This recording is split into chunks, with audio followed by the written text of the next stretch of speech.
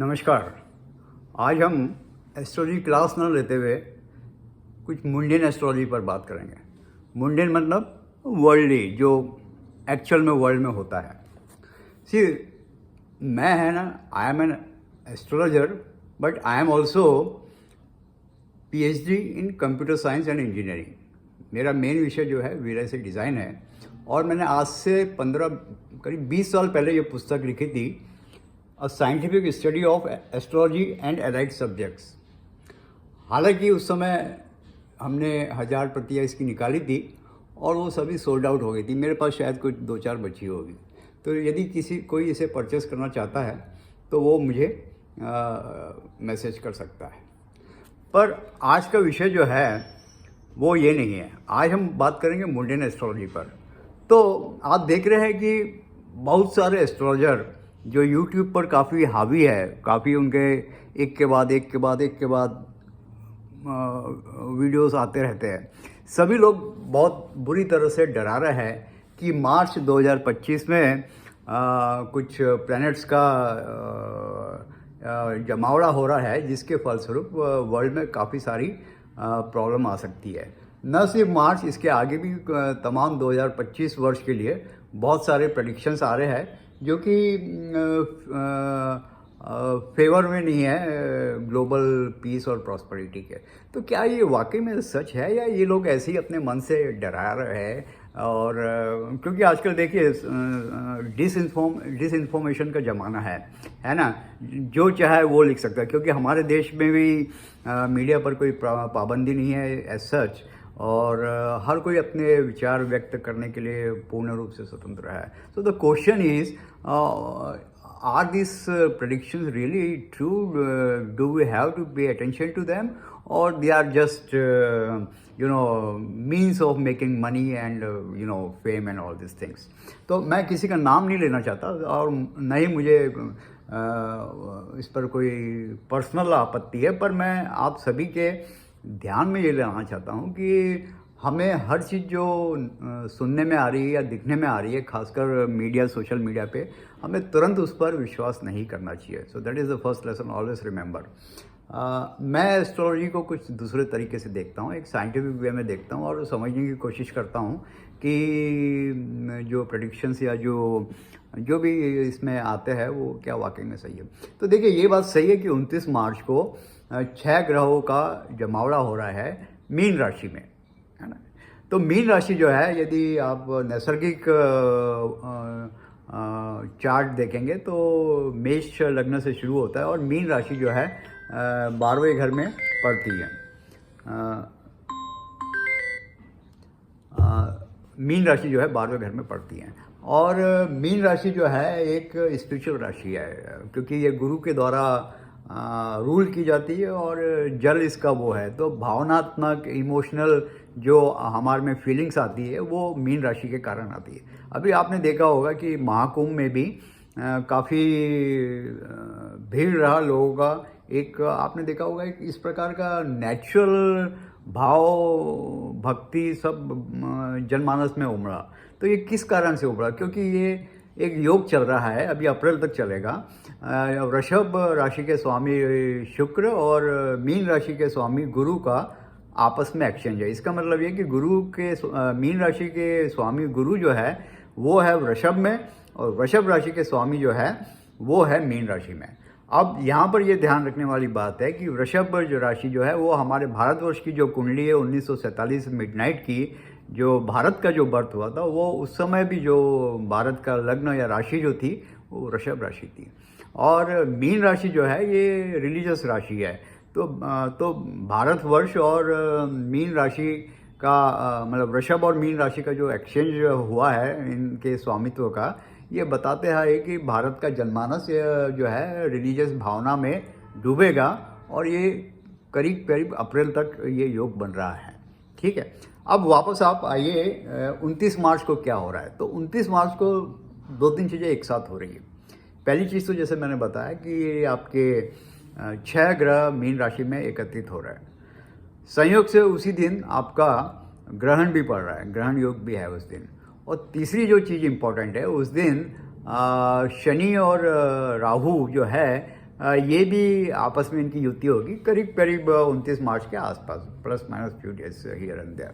क्योंकि इस समय जो है शनि आपके कुंभ राशि में चल रहा है 26 डिग्री पर, और करीब ये महीने में एक डिग्री या समथिंग लाइक दैट ये चलता है। तो it will be just approaching Rahu. Rahu इस समय 4 डिग्री पर है मीन राशि में, और राहु की जो गति रहती है वो वक्री रहती है, मतलब राहु हमेशा उल्टा चलता है। तो राहु आएगा मीन से कुंभ की तरफ, और शनि जो है वो जाएगा कुंभ से मीन की तरफ। शनि है 26 डिग्री पर इस समय, राहु है 4 डिग्री मीन पर इस समय। तो करीब करीब 29 मार्च और तो उससे थोड़ा और आगे जो है इन दोनों का आपस में, मतलब शनि क्रॉस करे, दोनों आपस में मिलेंगे। शनि क्रॉस करेगा राहु को और राहु क्रॉस करेगा शनि को। तो ये इस प्रकार हम देखते हैं कि ये 3 योगों का गठन हो रहा है। अब देखिए मीन राशि जो है वो जल राशि है, और जल राशि में इस प्रकार से 6 बड़े ग्रहों का सिर्फ गुरु को छोड़ के, पर गुरु भी जो है मैंने बताया एक्सचेंज में है शुक्र के साथ, तो गुरु को भी आप मान सकते हैं कि गुरु भी जो है वो भी मीन राशि में ही है। तो गुरु हो गया, राहु हो गया, शुक्र हो गया, नॉट शुक्र, शनि हो गया, सूर्य हो गया, चंद्र हो गया, ये सब के सब जो है आपकी मीन राशि में होगा। मीन राशि जो है जल राशि है, और जब ये 6 ग्रह मीन राशि में होंगे तो ये जो है जल तत्व को अपनी ओर आकर्षित करेंगे। तो एक तो हम ये थोड़ा सा मान के चले कि इस समय कुछ जल की स्थिति निर्मित हो सकती है। तो जल की क्या स्थिति निर्मित हो सकती है?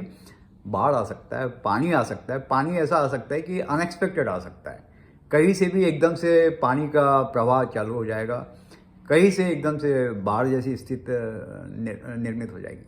अच्छा, दूसरा आप ये भी देख रहे हैं कि इस समय जैसे आज ही सुबह आसाम में अर्थक्वेक आया, कल कोलकाता में अर्थक्वेक आया था, और यदि आपको याद हो तो अभी 10-15 दिन पहले दिल्ली में भी अर्थक्वेक आया।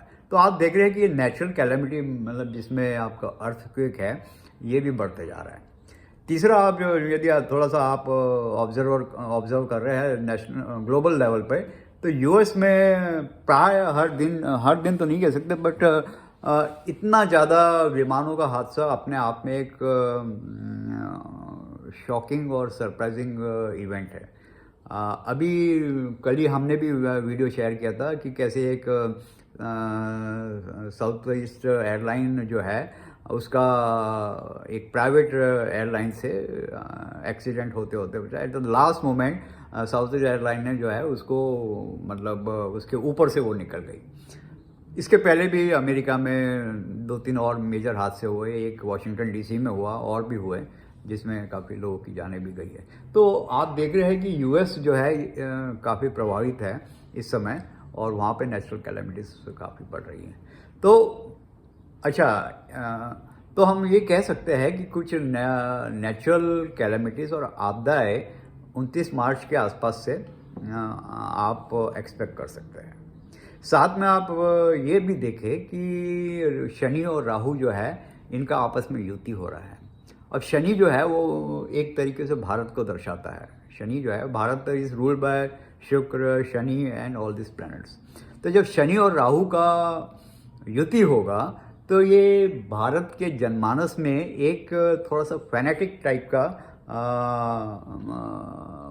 वाइब्स या फीलिंग्स आएगी, है ना, क्योंकि राहु जो है उन्माद का प्रतीक है, शनि जो है भारत की जनमानस को रूल करता है, भारत से लगे विदेशी राज्यों को भी, इस कंट्रीज़ को भी रूल करता है, जैसे आपका पाकिस्तान हुआ, बांग्लादेश हुआ, चाइना हुआ।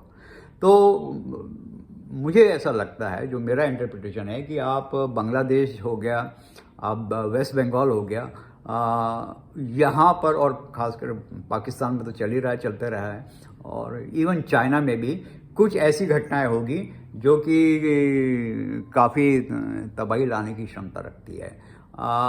मुझे नहीं लगता कि इंडिया में इसका इतना ज़्यादा प्रभाव पड़ेगा, जैसा कि कुछ एस्ट्रोलॉजर्स प्रेडिक्ट कर रहे हैं कि भारत में धार्मिक उन्माद होगा या व्हाट यू से कम्युनल राइट्स होंगे। मुझे लगता है थोड़ा बहुत, जैसे वेस्ट बंगाल या कहीं और जो है, तो वो रीजनल होगा और सीमित होगा, पूरे भारत में ये नहीं होगा, ऐसा मेरा इंटरप्रिटेशन है। मैं हो सकता हूँ मैं गलत हूँ, मैं ये नहीं कह रहा कि मैं ही 100% सही हूँ, पर मैंने जैसे कहा कि मैं इसको बहुत लॉजिकली और रैशनल तरीके से देखता हूँ, और मेरा कोई ऐसा मकसद नहीं है कि मुझे अपने वीडियोस को वायरल करना है या ये करना है। तो मोटा मोटा जो मैं यदि आपको समराइज़ करूँ तो वो ये है कि हाँ, नेचुरल कैलेमिटीज़ आ सकती है, बाढ़ जैसी स्थिति निर्मित सकती है, जल से रिलेटेड प्रॉब्लम्स आ सकती है। दूसरा, अर्थक्वेक वगैरह जो है इनका भी, क्योंकि इस समय मंगल जो है वो वक्री चल रहा है मिथुन राशि में, ठीक है। और जिस दिन मंगल कर्क राशि से मिथुन राशि में आए थे उसी दिन जो है आपका अर्थक्वेक आया था। तो मंगल जो है भूमि तत्व है, मंगल को भूमि तत्व का प्लैनेट कहते हैं, भूमि कारक है। तो मंगल में यदि कोई चेंज आता है उसकी गति में, ये है तो ये अर्थ के जो कोर है उसको अफेक्ट करता है।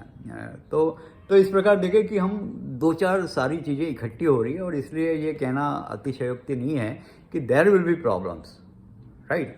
एंड बट ऐसा कहना गलत है कि प्रलय हो जाएगा या महाप्रलय हो जाएगा या बहुत सारे लोग मर जाएंगे या ऐसा, इतना मतलब वो थोड़ा सा ज़्यादा हो जाएगा, right. So be prepared for some ups and downs, right.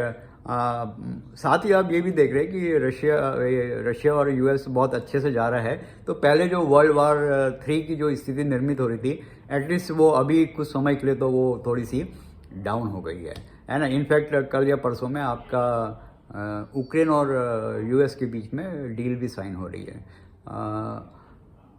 Bharat में धार्मिक उन्माद की थोड़ी सी संभावना है, पर वो रीजनल होगा और लोकलाइज होगा, तो बहुत ज़्यादा घबराने की ज़रूरत नहीं है। पर हाँ, बांग्लादेश, पाकिस्तान और इवन चाइना में प्रॉब्लम खड़ी हो सकती है।